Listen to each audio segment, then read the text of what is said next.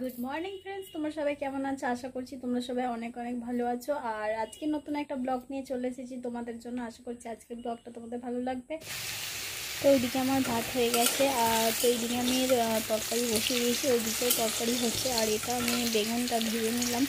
তো অনেক দিন ধরেই ভাবছিলাম তো এই রান্নাটা করা হয় না, তো বেগুন দিয়ে অনেক কিছু করা হয়। তো ভাবলাম সেই জন্য আজকে এই রান্নাটা করি। হ্যাঁ, খুব সুন্দর লাগে খেতে। আর তো সরষে দিয়ে করবো আজকে মানে রান্নাটা। তো চলো তোমাদেরকে দেখায়। আর সরষের যে উপরে কালো কালো যে দানাগুলো, তো ওগুলো ফেলে দেবো, ফেলে দিয়ে রান্নাটা করবো। তো চলো দেখাই তোমাদেরকে।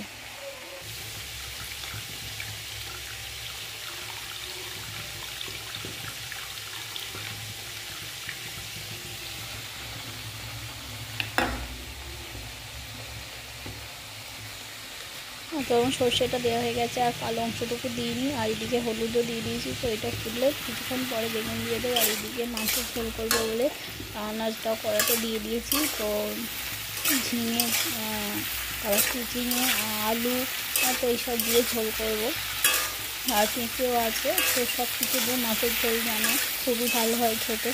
তো মাছের ঝোলটা করবো, আর ওইদিকে তরকারিটা করবো। আর ভাতটা হয়ে গেছে, আর আজকে আর কোনো রান্না করবো না। তো চলো, এই দেখো ওইদিকে ফুটেও গেছে।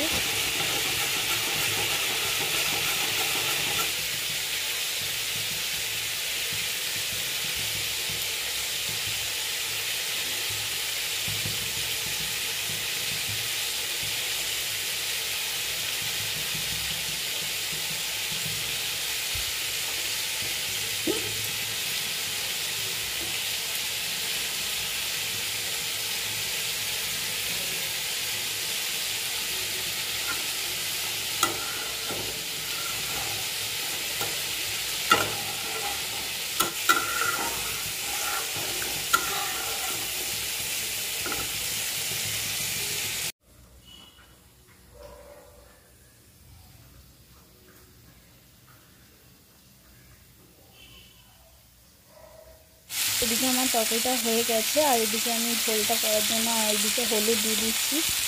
তো যেহেতু আমার আনাজগুলো ভাজা হয়ে গেছে, তো সেই জন্য হলুদটা দিয়ে দিলাম। তো এবার হলুদ দিয়ে আর কাঁচা লঙ্কা দেওয়া দেওয়া হয়নি, তো কাঁচা লঙ্কা দিয়ে দেবো। যে ঝোল করলে কাঁচা লঙ্কাটাই খুব সুন্দর লাগে। তো যাই হোক, চলো ঝোলটা করে নিই, তারপর তোমাদের সাথে পরে কথা হচ্ছে।